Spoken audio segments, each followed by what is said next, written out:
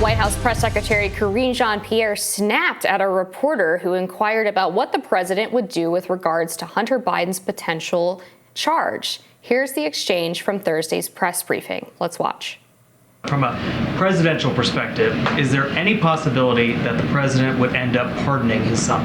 No. Really not going to say anything more than what I shared yesterday. This is a personal matter for Hunter Biden. This is a personal issue. And as you know, this has been done in an independent way by the Department of Justice. It has been led by a Trump-appointed prosecutor, and I'm just not going to comment beyond what I said yesterday. And of course, and we have said this multiple times, the president and the first lady, they love their son, and they support him as he is working to rebuild his life. I'm just not going to say anything beyond that.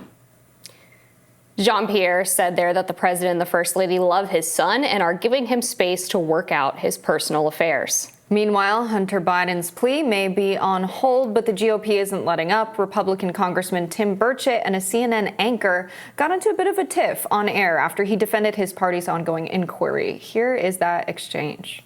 They're accusing Biden they accused Trump of doing what Biden actually did, $10 million of bribery.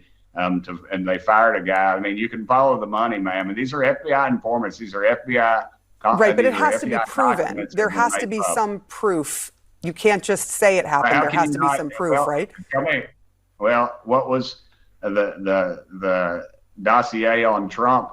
There wasn't really any proof. It was all hearsay. And now here you've got an FBI document, an official document showing that. So, we can sit here and argue about it, and I get it. You've got your base, I've got mine, but I've seen. I don't have a base. I'm a journalist. I don't have a base, Democrat or Republican. I understand, ma'am. You work for CNN, but let's be honest. If you work for Fox, it'd be the right wing, and you all are the left wing. And I get it. We're not. It's politics I'm not. as usual, ma'am. You don't know my politics, sir. You really don't know my politics. Nobody believes that, ma'am. You can say that, and you can have your fingers crossed under. But again, there has to be proof, sir. It's an interesting exchange between those two. Tim Burchett's doing a lot of press, not only about this, but about the alien investigation as well. He's got his hands full when it comes to media coverage. And I can see when members of Congress are doing so many exchanges with the media, they get to a point where they lose their demeanor, right? We saw Lindsey Graham snap at that journalist who was asking questions. Let me finish. I don't know if you remember that, but it got quite heated. But I think, what's going on here is I think members of Congress, especially in the Oversight Committee, have been pretty upset in their lack of ability to obtain evidence and investigate and, having their hands tied by, the establishment, basically, right? The FBI, preventing them from gaining access to documents and making documents public, and then the Pentagon, when it comes to the UFO UAP hearings, say, no, we're not going to let you get briefed on this information. You can't disclose this can't be public. I think members of Congress are getting frustrated because they were elected to do a job and to serve in government, and they're being prevented from doing their job of serving in government by people in government who never had to run for public office. Yeah, I think that's exactly right. There is a frustration that's sinking in. It's why Chuck Grassley released that FBI form showing the alleged bribery in the first place, because he was trying to put pressure on the powers that be to be more forthcoming with what they do have available. Initially, that document was said not to exist. Then they were told that members of Congress weren't even allowed to look at it. So there was this attempted cover-up of even them accessing this information in the first place. There's a new report out now that suggests that the Delaware attorney who was prosecuting Hunter Biden was told that there was some independent corroboration of that form, although we haven't been made aware of what exactly that information is. When I see that clip of Karine Jean-Pierre saying that Biden won't pardon his son, I think two things immediately. One is, okay, yeah, sure. And then the second is, why would he have to? I mean, at this point, we've seen this sweetheart deal. That version now has fallen apart. But it seems clear to me that the DOJ is trying to get the lightest possible charges and then sentencing for Hunter Biden for these claims of failing to pay his taxes and also lying on this federal gun form. I mean, this sweetheart deal, when we actually saw the details of it, were so horrendous that the judge could not abide.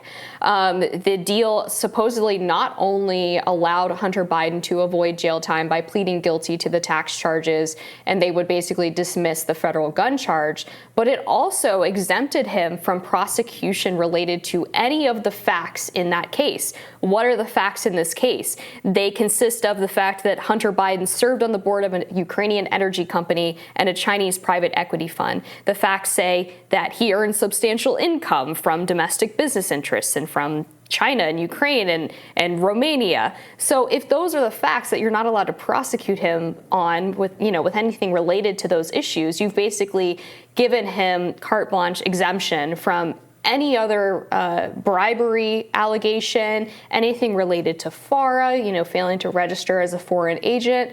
This is a huge deal that gave him tons of protection and insulation from other potential crimes that he could have committed. And the judge was like, you can't do this. Like, this is so far reaching that it is obviously unconstitutional. And so now the deal is being reworked. Apparently they might go to trial, but the fact that that was even considered in the first place is absurd. Yeah, I think it's absolutely absurd. It was my understanding, and I think a lot of folks' understanding, that the agreement was you're going to plead guilty for these misdemeanor, tax crimes, and we're not going to charge you for having this illegal possession of a firearm. I thought that was the agreement when it came to no further prosecution as it pertains to that specific case. Right. And then it sounds like in the courtroom, they were like, no, like in perpetuity, no prosecution for anything I've done, which is absurd. The judge was right to be like, what? Like, we don't do that. Yeah. That's crazy. And the judge was like, is there any precedent for this? And they're like, no, Your Honor. And it's like, obviously, this is an insane scenario. This couldn't have ever been the deal. I don't know what David Weiss was thinking as a prosecutor. I would love to know what the behind-the-scenes conversations were there.